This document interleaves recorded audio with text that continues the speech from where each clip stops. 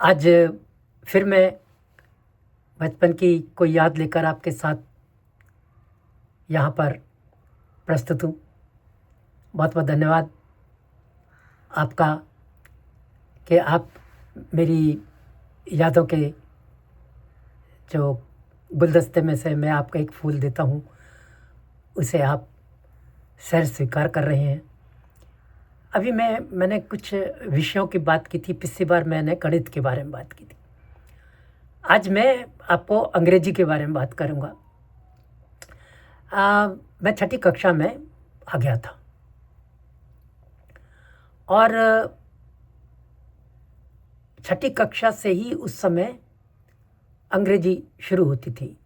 आज तो बच्चे केजी से भी सीखना शुरू कर देते हैं। उस समय तो अंग्रेजी छठी से ही शुरू होती थी।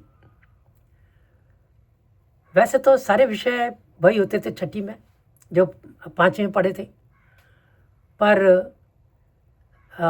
एक नया विषय जो छठी में जो शुरू हुआ वो हमने उससे पहले कभी पढ़ा ही नहीं था, और वह था अंग्रेजी। मैंने आपको बताया ना कि उस समय जो अंग्रेजी थी वो सीधी छठी कक्षा से शुरू होती थी। तो पहली बार हमें ABC से शुरुआत करनी थी, और ये नया विषय पढ़ाने के लिए एक नए मास्टर साहब जब हमारी क्लास में आए तो हम सब बड़ी उत्सुकता से उनकी तरफ देखने लगे। तो उन्होंने कुर्सी पर बैठने से पहले एक गहरी नज़र पूरी क्लास पर डाली और कहा, बच्चों, मैं तुम्हें अंग्रेजी पढ़ाऊँगा। अब ये तुम्हारे लिए नया सब्जेक्ट है और हिंदी से बिल्कुल अलग विदेशी भाषा है, ठीक है? और इसको सीखने की शुरुआत करने से पहले मैं तुम्हें ये बता दूंगा कि ये कोई आसान चीज़ नहीं है। इसके लिए तुम्हें ज़्यादा मेहनत करनी पड़ेगी। अब ज़्यादा मेहनत इसलिए कि 5वीं तक तुमने अंग्रेजी बिल्कुल नहीं पढ़ी है और आज छठी से इसकी शुरुआत होगी। जो भाषा हम जन्म से बोलते हैं और उसे शायद बोलना, पढ़ना और लिखना आसान होता है, जैसे हिंदी हम सबको आसान लगती है क्योंकि वो हमारी ज़्यादातर लोगों की मातृभाषा है, और जिनके घरों में अंग्रेजी बोली जाती है उनके लिए अंग्रेजी भी थोड़ी आसान होगी। लेकिन एक बात जो हमें समझनी है वो ये है कि कोई भी भाषा बोलना जितना आसान होता है उसे सही तरह से लिखना उतना आसान नहीं होता। अब विशेषकर जो शब्दों की जो स्पेलिंग यानी कि जो वर्तनी होती है, जिसे हिंदी में वर्तनी और अंग्रेजी में स्पेलिंग कहते हैं, और उनका शब्दों का सही प्रयोग करना, ध्यान देकर सीखना, ये सब आसान काम नहीं है। हम उनकी बात बड़ी ध्यान से सुन रहे थे और वो तो पहले ही कह रहे थे कि ये विषय बड़ा आसान नहीं है। तो हमारी जो घबराहट शुरू हो गई, और तभी उन्होंने पूछा, अच्छा बताओ बच्चों, हिंदी में कितने वर्ण होते हैं? अब हिंदी लिखने अब हम जो है मतलब चुप हो गए। तो उन्होंने फिर कहा, अच्छा ये बताओ कि हिंदी लिखना सीखने के लिए तुमने सबसे पहले क्या सीखा? सबने बताया, साहब ए आ ई कह गए। ये सही कहा मास्टर जी? का बिल्कुल सही। अच्छा बताओ, तुम में से कितने बच्चों को पता है कि हिंदी वर्णमाला में कितने वर्ण होते हैं या अक्षर? कक्षा में एकदम शांति छा गई। किसी भी छात्र ने हाथ नहीं उठाया। तो बोले, किसी को नहीं पता? कमाल है, तुम लोग तो हिंदी तो पढ़ते हो भाई, कोई तो ऐसा होगा। तो मैंने तुरंत हाथ उठाया और कहा कि 50 वर्ण होते हैं मास्टर। तो बोले, नहीं, ये सही नहीं है। हिंदी भाषा की जो वर्णमाला है उसमें स्वर और व्यंजन मिलाकर लिखने के आधार पर 52 वर्ण माने गए हैं। अच्छा, मुझे क वर्ग से लेकर शत्रज्ञ तक कौन सुनाएगा। अब कई छात्रों ने कोशिश की पर वे कहीं ना कहीं गड़बड़ा गए। मास्टर साहब बोले, तुम्हें लग रहा होगा कि मैं तुम लोगों को अंग्रेजी पढ़ाना आया हूँ या हिंदी है। वास्तव में मैंने ये बताने की कोशिश की है कि हम अपनी खुद की भाषा हिंदी की जो मूल बातें हैं वो भी ठीक से जानने का दावा नहीं कर सकते, तो फिर ये तो विदेशी भाषा है। इसीलिए मैं कह रहा हूँ कि इस विषय में तुम्हें ज़्यादा मेहनत करने के लिए तैयार रहना होगा।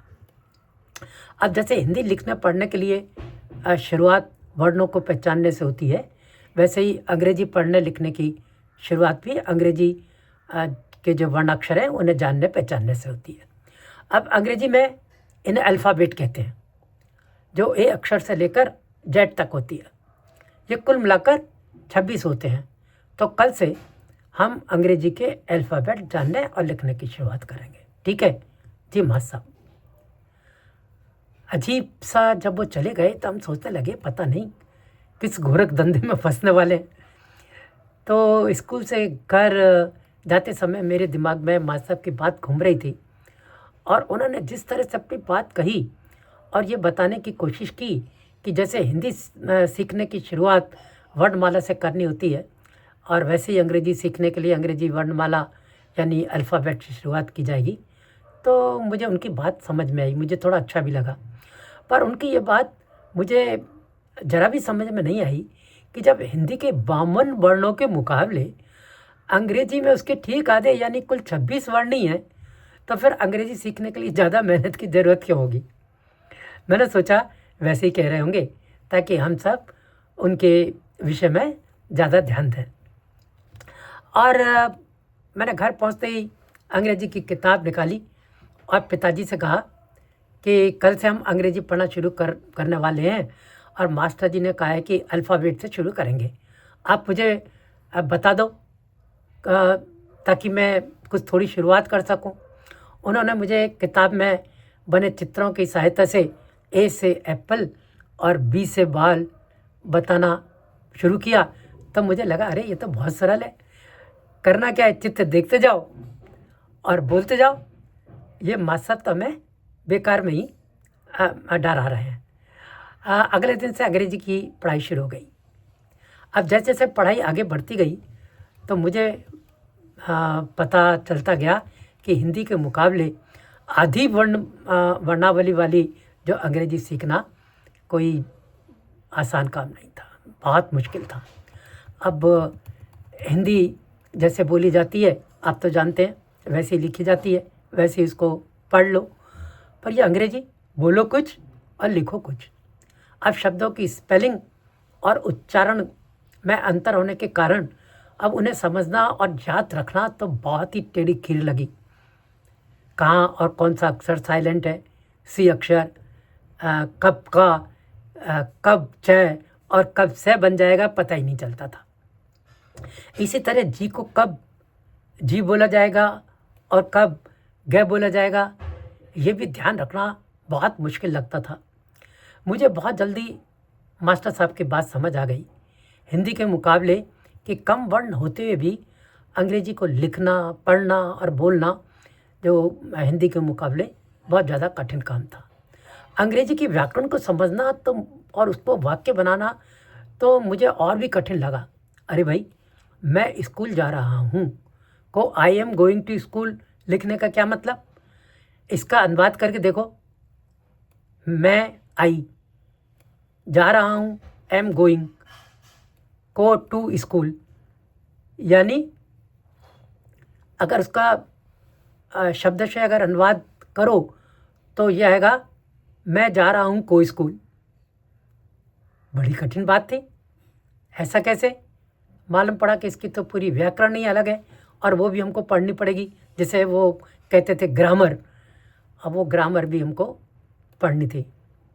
अब ये तो सब बोलते ही हैं कि अंग्रेजी की जब भी कठिनाई की बात आती है कि बुट लिखो और उसे बट पढ़ो, बुटगेट लिखो और उसे बजट पढ़ो और टंगू लिखकर उसे टंग पढ़ो।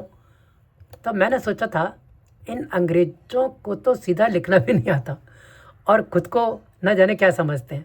अब ये मेरी बचपन की समझ थी। इधर जैसे जैसे अंग्रेजी की पढ़ाई आगे बढ़ने लगी, हाँ, मास्टर साहब की सख्ती भी बढ़ने लगी। उन्होंने साफ साफ कह दिया कि उन्हें कोई मास्टर साहब नहीं कहेगा।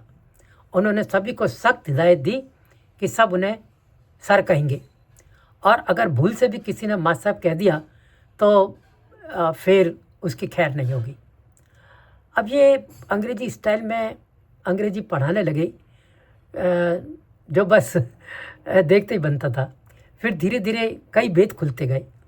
उनकी खुद की अंग्रेजी भी सवालों के घेरे में आने लगी। फिर धीरे धीरे हमें समझ में आया कि अंग्रेजी जितनी हमारे लिए कठिन थी उतनी माँ साहब के लिए भी कठिन थी, क्योंकि कई बार वे बोर्ड पर गलत स्पेलिंग लिख देते। अब जो कि पढ़ा लिखा कोई विद्यार्थी चिल्लाता, सर आपने स्पेलिंग गलत लिख दी है, तब वे हड़बड़ा जाते और फिर मुस्करा कर कहते, अबे बैठ, मैंने नोइंगली स्पेलिंग रॉन्ग लिखी थी। आई वांटेड टू नो कि किस किस की अंग्रेजी ठीक चल रही है और जो सही स्पेलिंग समझ सकता है। फिर वे किताब खोलते, सही स्पेलिंग देखकर फिर से बोर्ड पर लिखते और फिर कहते, चिल्ड्रन, अंग्रेजी अपनी इसी खासियत के कारण वर्ड लैंग्वेज बनी हुई है कि इसे लिखते कुछ और हैं, पढ़ते कुछ और हैं। तो जस्ट थिंक कि विद्वान लोग ही ऐसा कर सकते हैं कि बुट लिखें और उसे बट पढ़ें, बुटगट लिखें और उसे बजट पढ़ें। दिमाग लगता है इसमें। अब हिंदी को लो, जैसा लिखा तो वैसा पढ़ा, तो माइंड लगाने की ज़रूरत ही नहीं, कोई ढपोर संग भी पढ़ देगा। और इसीलिए तो हिंदी जाहिलों और गंवारों की भाषा है और अंग्रेजी जो है वो साहब लोगों की है।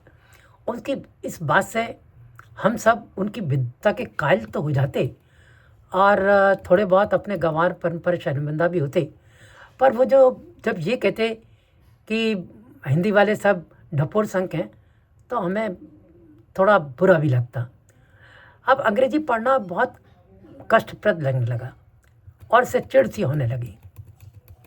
ये चिढ़ तब और भी बढ़ जाती जब तमाम प्रयासों के बाद भी अंग्रेजी में उतने नंबर नहीं आते जितने हम मान करके चलते थे। तो ज़्यादातर छात्रों के लिए गणित के साथ साथ अंग्रेजी भी जी का जंजाल बन गई और मास्टर साहब की बात सही साबित हो रही थी। अंग्रेजी विषय में मुझे गणित से भी ज़्यादा मेहनत करनी पड़ रही थी और इस मेहनत के बल पर मैं अंग्रेजी में पास तो हो जाता, पर नंबर उतने नहीं आते जितने कि मैं लाना चाहता था। लेकिन मास्टर साहब का कहना था कि मुझे अंग्रेजी की पकड़ आ गई है और थोड़ी सी और मेहनत अगर मैं करूं तो इस विषय में और भी अच्छे नंबर ला सकता हूं। अब अंग्रेजी में वो एक निबंध लिखवाया जाता था, वो तो आफत होती थी। एक तो वैसे अंग्रेजी नहीं आए, फिर अंग्रेजी में 2-3 पैरा का निबंध लिखो, तो इसके लिए निबंध रट डालना सबसे अच्छा तरीका लगता।